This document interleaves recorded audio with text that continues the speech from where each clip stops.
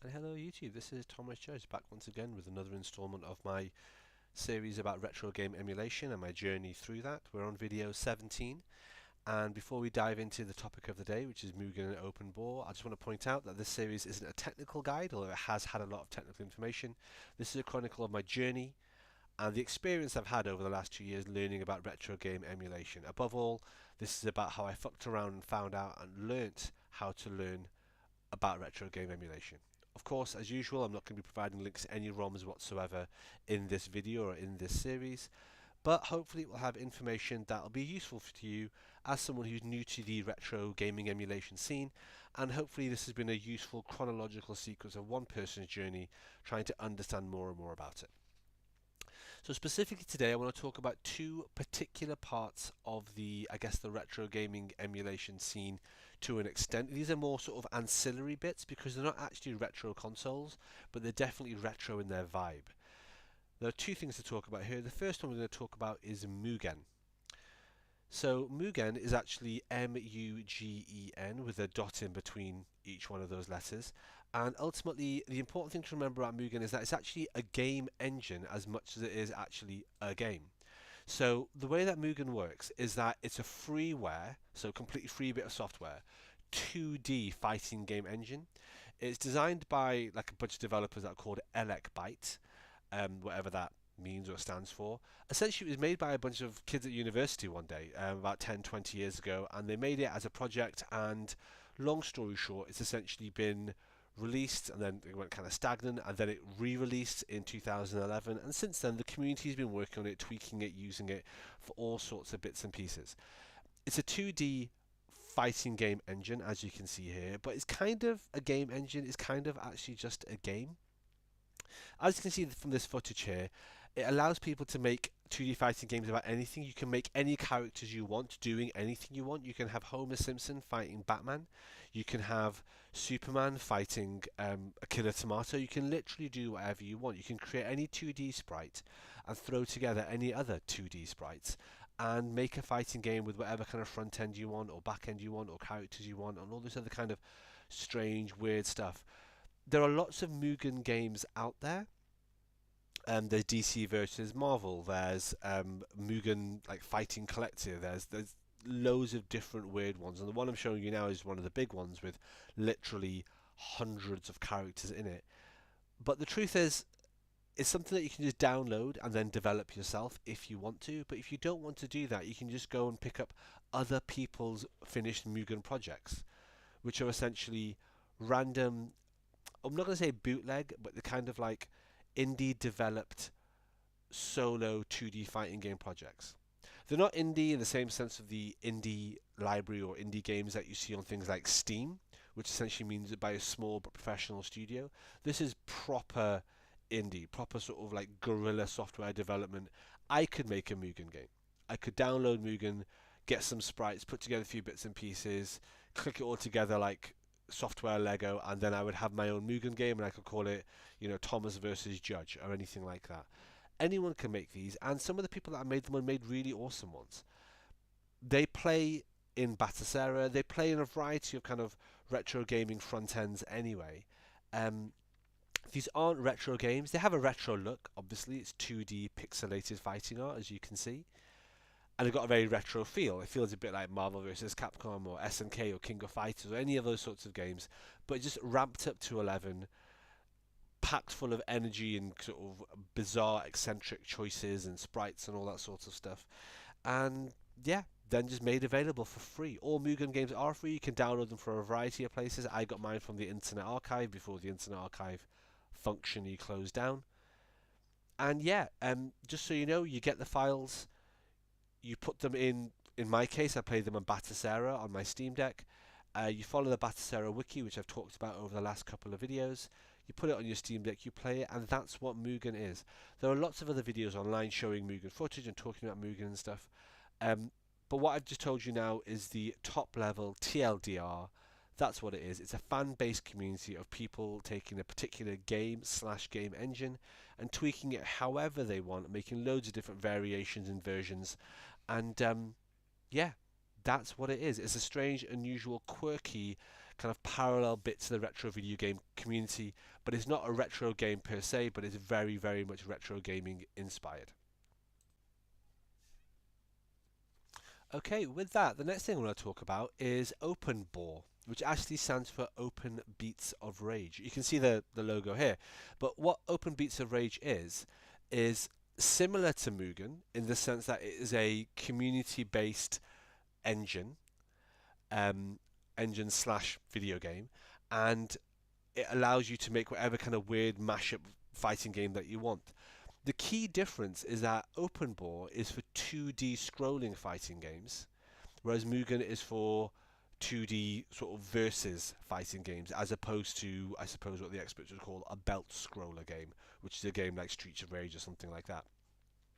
In fact, OpenBOR, because it stands for Open Beats of Rage, was originally just Beats of Rage, which was a fan-made tribute game to the Streets of Rage series, which of course I absolutely love.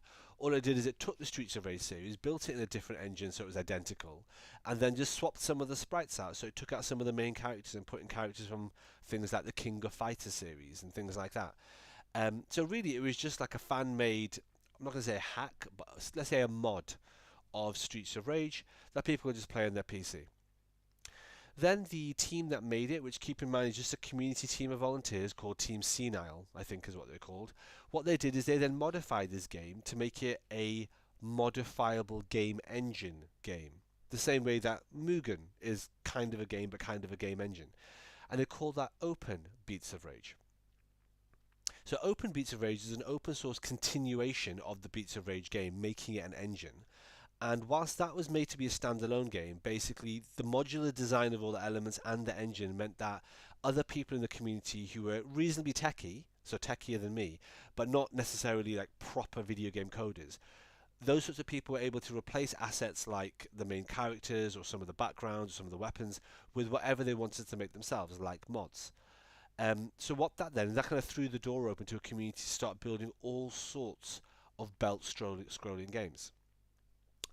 That means that there's lots of modded or adapted or weird versions of Streets of Rage. There's like Axel versus Lisa and... sorry, no, there's not. There's not. There's Shiva and Lisa, in fact. And there's a whole trilogy of Shiva and Lisa Streets of Rage versions on OpenBOR. But there's loads of other ones. There are Guardian Heroes sort of sequels. And if you're watching the series, you know I'm a massive Guardian Heroes fan. Well, there's a game called Guardian Heroes Warpath, which is an OpenBOR version of Guardian Heroes with more levels, more characters, bits and pieces. Loads of like really popular arcade games like Cadillacs versus Dinosaurs or Alien versus Predator have really popular Open Beats of Rage versions that are really good, robust versions and expansions of those games. Again, getting OpenBOR games is something you just get online for free, and I'll show you that in a second. But again, just to reiterate, these are free, modded, fan-based or fan-made, community-led games. But OpenBOR is belt scrollers, so scrolling beat-em-ups, whilst MUGEN is just, you know, fighter versus fighter 2D games, 1v1. So here we have the Chrono Crash website. I did mention a moment ago that, you know, you can get OpenBOR games and OpenBOR files just off the internet. I originally got them off the Internet Archive, again before the Internet Archive closed down. But this kind of website here is actually the home of on the internet of OpenBOR stuff. It's called Chrono Crash. This is how it works. You have to set up an account to use it and to download various OpenBOR stuff. I might do that at one point, but right now I'm just not going to because I've got way too much other stuff to play, and I've currently got something like 150 OpenBOR games anyway that I'm slowly messing around with, working through, etc, etc.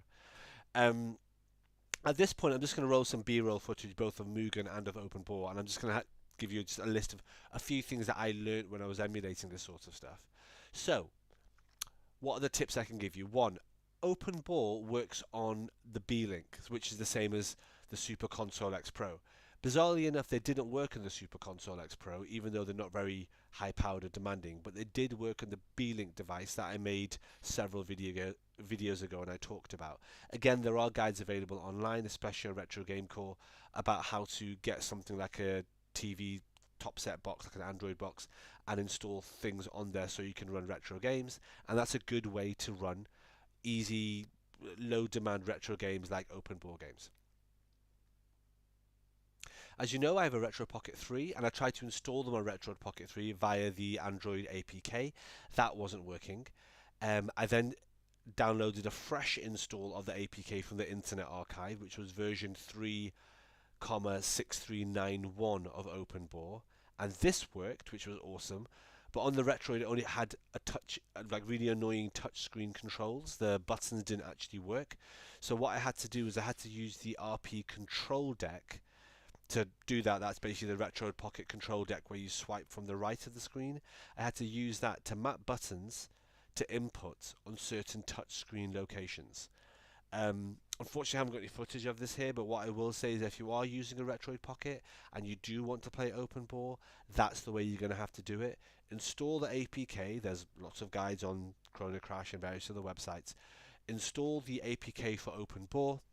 I'd recommend the most recent version, which is 6391, and then swipe right on your RP control deck when you're playing OpenBOR and map the buttons to say, right, if I press this button, that's the same as me touching this part of the screen, and so on or so forth.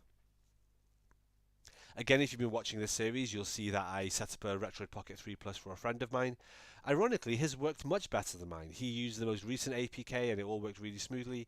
That didn't work on mine, so for some reason I had to install an older version of OpenBOR and then spent ages configuring the touchscreen settings so that it would actually play and it would work.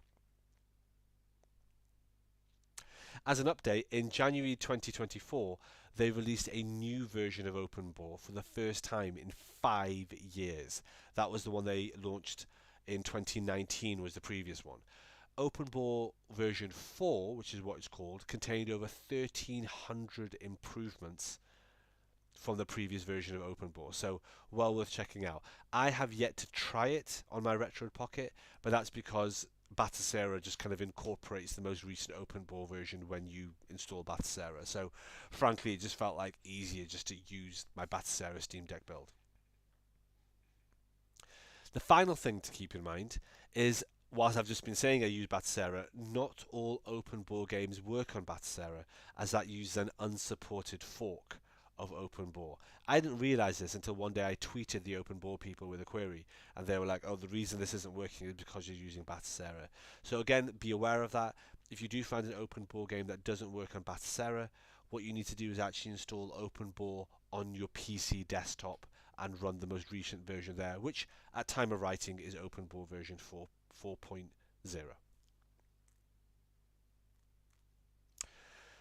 Okay.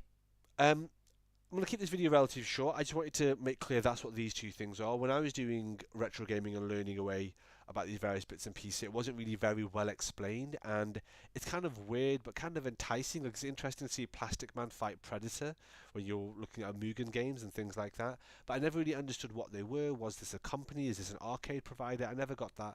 So it took a little while to work all this out, and so that's why I'm talking it through here. MUGEN is interesting. OpenBOR is very interesting. What I will say is the games aren't perfect. They are fan-made. So on OpenBOR, I have played some games where it's just been level after level after level with no bosses, no scores, and then it just ends and it doesn't even have credits. But then there are some that are really, really polished and really well regarded, like Alien vs Predator Aftermath, for example. What I do is, if I was you, is I would set up a Chrono Crash account. I'd download a whole bunch of them. I'd pick up a few MUGEN games from the internet as well. Of course, use virus scan, use your due diligence, etc., etc. But once you've got some files that work, throw them into Batocera or possibly even a PC standalone version of the engine. See how it goes, enjoy it, and yeah, they're really fun, retro-themed, retro-inspired 2D games, even though they're not officially retro consoles or retro games. Hopefully that was useful. Like I say, we're now into the bit of this series where we're talking about the really random post Steam Deck stuff.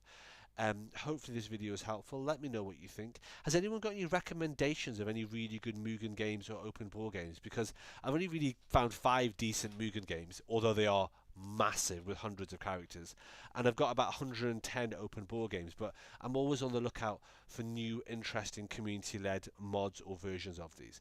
Do let me know in the comments down below, and until next time, stay classy.